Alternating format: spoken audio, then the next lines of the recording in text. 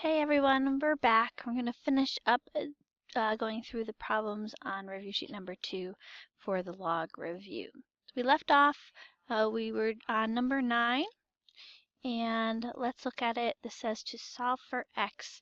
And currently our problem is in log form, so we want to put it into exponential form. Remember, x is our base, negative 2/3 is our exponent.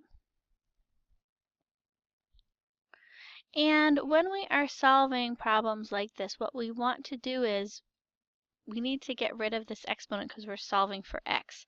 So similar to when you have x squared and you're solving for x, you take the square root, right? If you have x squared was equal to 4, you would take the square root of both sides, and you would get x was equal to plus or minus 2.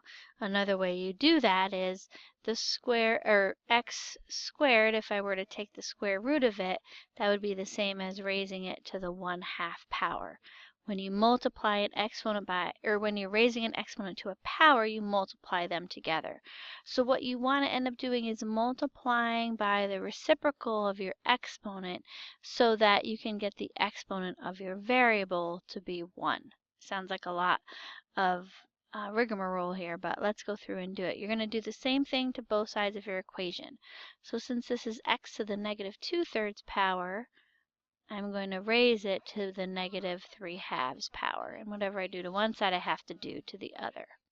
So on the left, we end up with just x. On the right, remember when you have a fractional exponent, the denominator of that exponent is the root that you're taking. The numerator is the power you're raising it to. So if I have 4 to the 3/2 power, that means I take the square root of 4, which is 2, and then I cube it, which is 8. That negative means you take it from the numerator and put it in the denominator. So your final answer there is 1/8. Okay, let's keep going. We have problem number 10, and it says solve for x to the nearest 10th. Okay, so what I would do here, because x is on the right hand side of my equal sign, if I take this out of a log form and put it into exponential form, then I have this 2x minus 3 in my exponent. I have a variable in the exponent, and that's not going to help me really. Because I don't have a common base here. So what I would do is evaluate log base 8 of 5. I would just use my change of base formula. So my change of base formula is you're taking the log of 5, whatever that number is, over the log of the base. So log of 5 over the log of 8 is equal to 2x minus 3. That you can do in your calculator because we've converted it to base 10. So I have the log of 5, make sure you close your parentheses, divided by the log of 8. And it gives you a decimal, right? So if I'm going to solve for x, I'm going to add 3 to that. And then I'm going to divide that by 2. And that would give me x is, whatever that was, 1.9, because it says to the nearest 10th. So 1.9 there for x. Okay, in number 11, it says the expression 2 plus log of x is equivalent to, recognize this is base 10, so I can rewrite 2 as the log of 100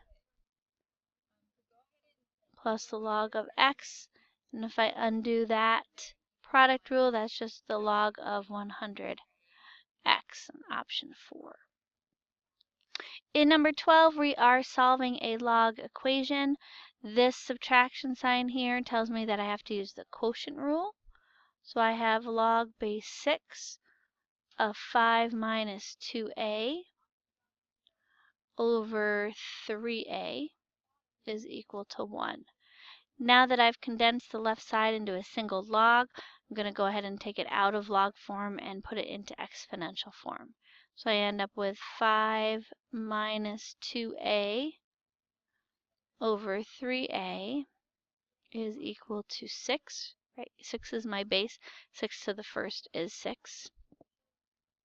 If you cross multiply, and it really just turns into a very basic algebra problem, right? You're just solving an equation. So add 2 to both sides, end up with 5 is equal to 20a. And so a comes out to be 5 over 20, which is the same as 1/4. Now, go back and see if that makes either of either part of your problem negative. Right? 1/4 isn't negative, but we have to check it back in the original equation. So this part is okay because that's not negative, and this is okay too. 2 times 1/4 would just be 1/2, so this whole thing would still be positive.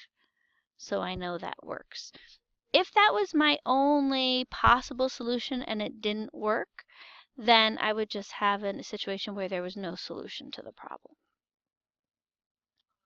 Okay, let's look at number 13. It says to find the value of that expression. So I can actually rewrite that as log base 27 of 3/5 times 5 over 243. Now, you could easily do this in your calculator, and I'm not saying that you shouldn't. However, it would probably make sense to reduce these before you multiply them together. The 5's cancel each other out, and 3 goes into 243 81 times. So this is really the same as saying this comes out to be 81. So we have log base 27 of 1 over 81. And it says to find the value of it. So we're actually not done yet. Let's take this out of log form and solve for it. So if I set this equal to x, right, and I took it out of log form and put it in exponential form, I'd have 27x is equal to 81. Now, my variable is in my exponent, and I can get a common base, so I need to do that first. I can rewrite 27 as 3 to the third, so that would be 3 to the 3x.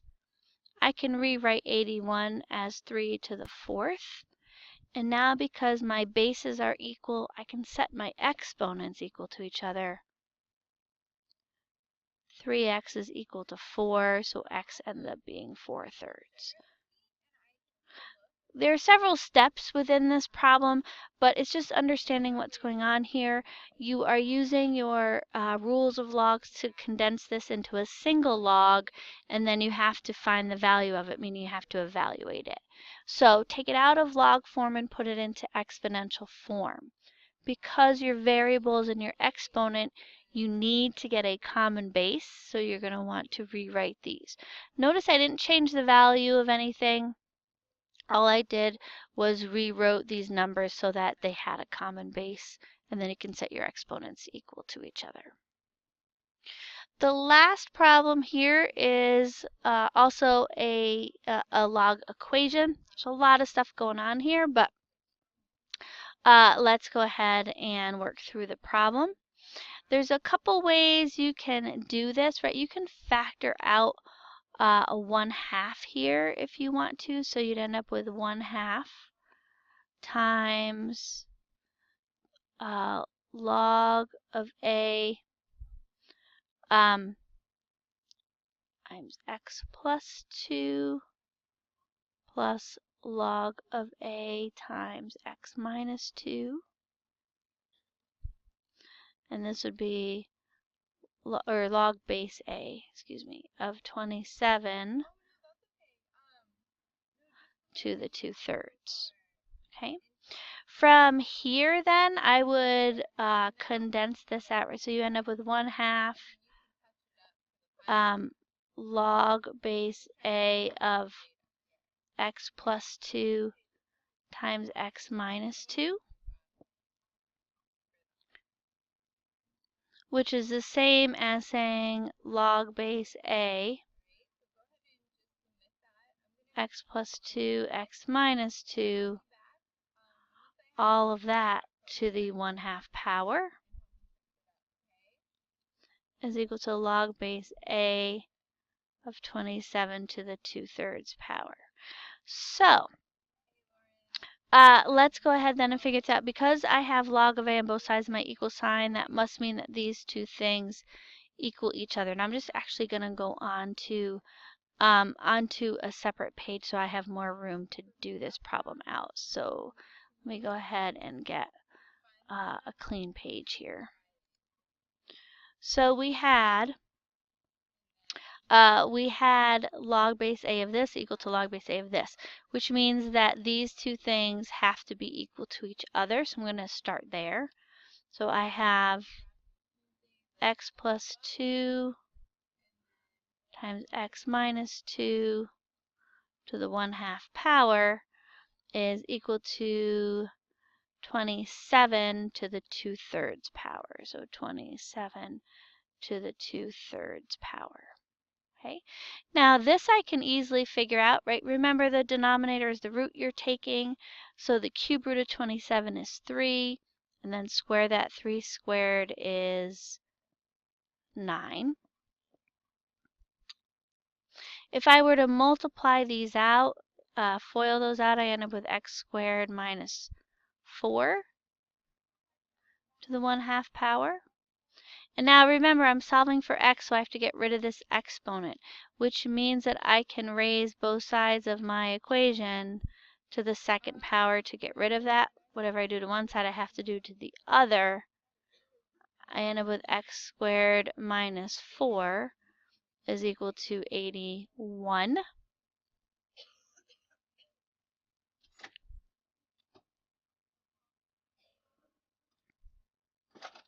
Okay, so just so you can see back what I did here, I factored out 1/2 out of both of these terms, and then I used my power rule here. I used my product rule there. Then I undid my power rule on both sides, and that got me to here.